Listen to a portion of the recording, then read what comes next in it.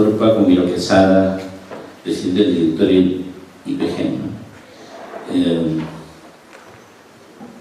Monseñor Bambarén, señores congresistas, dirigentes políticos, ciudadanos y ciudadanas.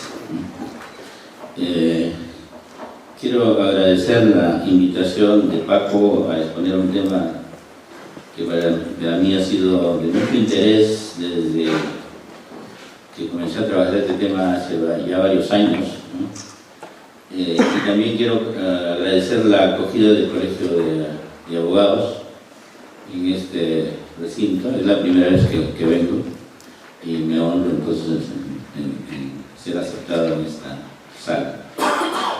Bien, vamos a hablar de la ciudadanía y la democracia en el Perú, ¿no? Algunas referencias haré hacia América Latina cuando sea necesario, pero básicamente es una conferencia sobre cómo ha evolucionado la ciudadanía en su relación con la democracia, ¿no? Primero yo quisiera señalar algunas ideas centrales sobre el tema de ciudadanía y democracia, ¿no? La democracia requiere una comunidad de ciudadanos, ¿no? Sin ciudadanos no existe democracia, ¿no? La democracia no puede existir en una sociedad de siervos, en una sociedad de esclavos. La democracia es propia de una sociedad de ciudadanos. Ahora, el proceso de constitución de la ciudadanía es un proceso muy complejo, ¿no? Vamos a ver un poco a lo largo de la historia cómo se ha venido constituyendo también la ciudadanía y cómo ha ido construyéndose la democracia, ¿no? En la medida en que se pertenece a una determinada comunidad política, ¿no? Surge la ciudadanía, y en esa medida también surgen como sujetos de derechos y responsabilidades, ¿no? Eso es básicamente la definición central de ciudadanía. Tiene dos grandes referentes: la pertenencia a una comunidad política, que es el Estado-Nación peruano en este caso, ¿no? Y por otro lado, por el hecho de pertenecer a esa comunidad política, se es sujeto de derechos y de responsabilidades, ¿no? Esos derechos son derechos civiles que surgieron en el mundo alrededor del siglo XVIII. Los derechos políticos, los derechos civiles tienen que ver con la libertad, ¿no? Eso surge más o menos en Europa hacia el siglo XVIII, segunda mitad del siglo XVIII. Los derechos políticos, que surgen alrededor del siglo XIX y que tienen que ver con la participación de los ciudadanos en la vida pública, en la elección de autoridades, en ser elegidos, en la gestión de la política. Y la ciudadanía social, que tiene que ver con la participación de los ciudadanos en el bienestar que produce una colectividad, ¿no? Y que eso es propio del siglo XX, ¿no? Esa mirada, digamos, que acabo de dar es un resumen de la reflexión de uno de los grandes teóricos de la democracia en el mundo, que se llama Marshall, ¿no? Hijo de Alfred Marshall, el destacado economista que participó activamente en el Plan Marshall de Europa de 1945. Bueno, él dio una célebre conferencia en 1949 sobre la ciudadanía, ¿no? Y hizo un largo recuento de cómo ha evolucionado la ciudadanía en Europa. Esa mirada era una mirada un poco muy evolutiva, no veía todos los procesos conflictivos que aparecen en ese proceso. Bueno, pero fue una mirada interesante que permitió pensar la ciudadanía, pero básicamente para Europa y básicamente para Inglaterra, ¿no? Entonces a veces se ha tratado de extender ese concepto al mundo, y reproducir básicamente lo que fue un movimiento histórico en Inglaterra, pero las diferencias son centrales. Por ejemplo, en América Latina y en el Perú, ese proceso más bien comienza con la ciudadanía social, ¿no? Todos los que hemos estudiado la ciudadanía en América Latina Hablamos que toda la construcción del proceso de ciudadanía comienza con la ciudadanía social, es decir, la exigencia de derechos sociales, de mejores condiciones de trabajo, ¿no?, de mejores ingresos, en fin, y es eso lo que el punto de partida de la conquista de derechos políticos y de derechos sociales.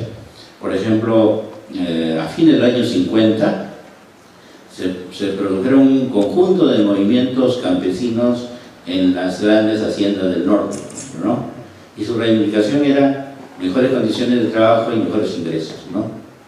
Pero en el proceso del conflicto se dieron cuenta de que sus sindicatos no estaban reconocidos, que es un derecho civil, ¿no? O sea, el derecho de asociación no estaba reconocido y tuvieron que luchar para conseguir el ser reconocido como sindicato, ¿no? Y entonces el derecho de asociación, que es un derecho civil, no estaba reconocido y se consiguió desde el derecho social. Entonces, y bueno, los derechos políticos han sido siempre, digamos, un proceso complicado y conflictivo en la historia peruana, digamos, como lo vamos a ver a lo largo de la exposición, ¿no?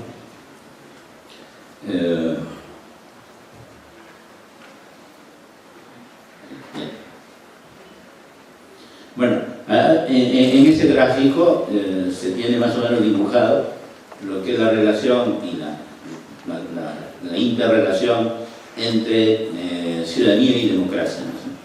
Generalmente todos los países, ¿no?, parten de hegemonías cerradas, o sea, de gobiernos cerrados. Pueden ser cerrados políticamente cuando son gobiernos dictatoriales o autoritarios, o pueden ser cerrados social y políticamente cuando son, por ejemplo, gobiernos oligárquicos, ¿no? Y a partir de ahí, ¿no?, hay diversos tipos de aperturas, digamos. Yo diría que hay hasta 3 tipos de aperturas. Comienza la apertura liberalización. El gobierno cerrado se abre hacia las libertades, se abre hacia los derechos civiles, eso es lo que se llama liberalización, y el gobierno cerrado se transforma en oligarquía competitiva. Más o menos, en términos históricos, eso corresponde a lo que hemos llamado aquí, en el Perú, o Basadre llamó la República Aristocrática, que no es sino la apertura de una oligarquía, digamos, a las libertades, a la competencia política, al debate público, ¿no? Y entonces se constituye una oligarquía competitiva. Esa es la República Aristocrática. Pero la República Aristocrática no se abre a la participación política, por ejemplo, ¿no? Los que participan en la República Aristocrática son más o menos 2% de los peruanos, ¿no?, que es más o menos el equivalente a la participación en Europa de 1832. En 1832 en Europa participaba también el 2%, mientras en Estados Unidos estaba participando el 16%, ¿no?, de los ciudadanos en la vida política. Eso tiene que ver con el hecho de que en Estados Unidos no hubo feudalismo, ¿no?, sino todos fueron propietarios, grandes, medianos o pequeños, ¿no? En cambio, digamos, el hecho de tener feudalismo limitó la participación. Bueno, aquí sucedió lo mismo, más o menos, ¿no?